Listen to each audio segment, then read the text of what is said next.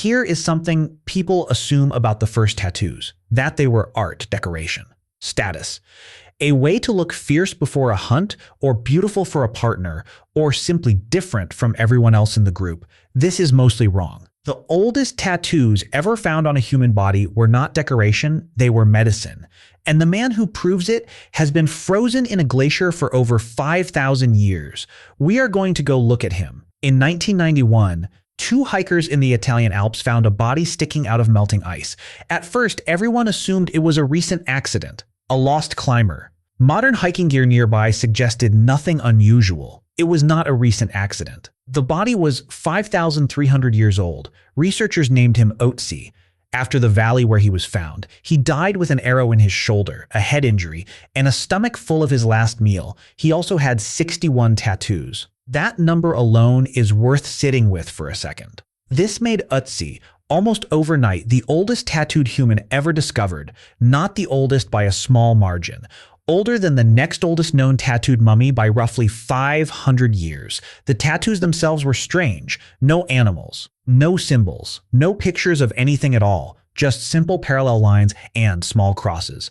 Groups of 1 to 7 short black marks repeated across his body, on his wrist, his lower back, behind his knees, around his ankles. If you were expecting impressive prehistoric art, this was underwhelming, which turned out to be exactly the point. For years, researchers assumed these were decorative, tribal markings, status symbols, the obvious explanation for body art on a prehistoric man. Then someone did something simple that nobody had bothered to do. They mapped exactly where the tattoos were, and compared that map to something nobody expected to be relevant at all: traditional Chinese acupuncture points.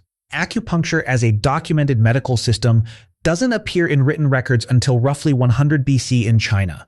Otzi died around 300 BC, that is a gap of over 3,000 years. And yet researchers found that approximately 80% of Otzi's tattoos sit directly on or extremely close to classical acupuncture points still used today. 9 of his tattoos sit on a single meridian, the one modern acupuncture uses specifically to treat back pain. One of his 2 cross-shaped tattoos, near his left ankle, sits on a point still described in acupuncture texts as the master point for lower back pain. This is not a small coincidence. This is a precise, repeated, anatomically specific pattern. So researchers did what researchers do. They checked his body for a reason. X-rays and tissue analysis revealed something the tattoos seemed to already know.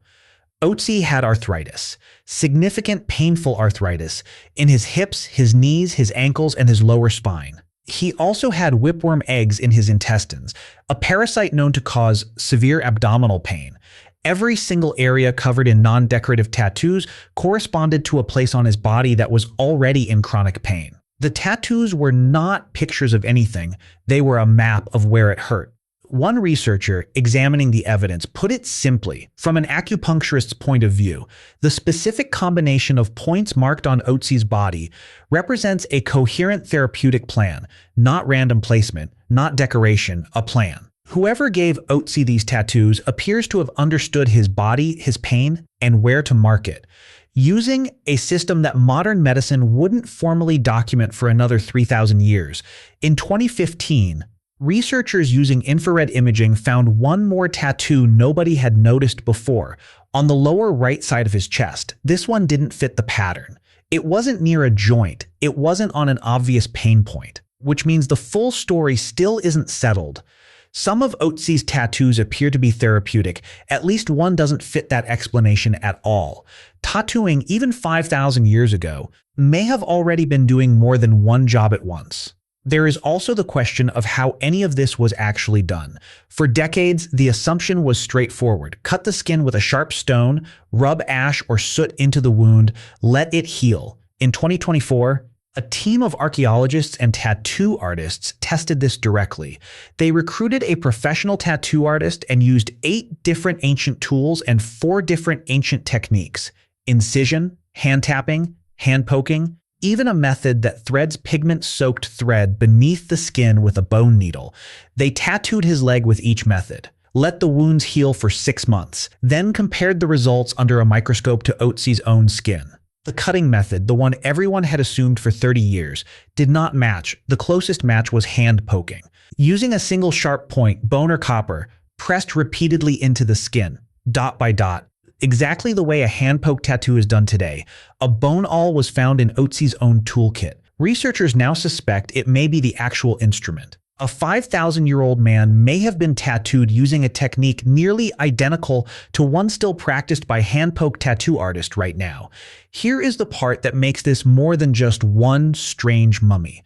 Otzi is not alone. Therapeutic-style tattoos, simple lines placed over joints with no decorative imagery, have also been found on mummies from Siberia and South America, separated from Ötzi by thousands of years and thousands of miles, different continents, different cultures, no possible contact between them. The same idea arrived at independently, mark the places that hurt.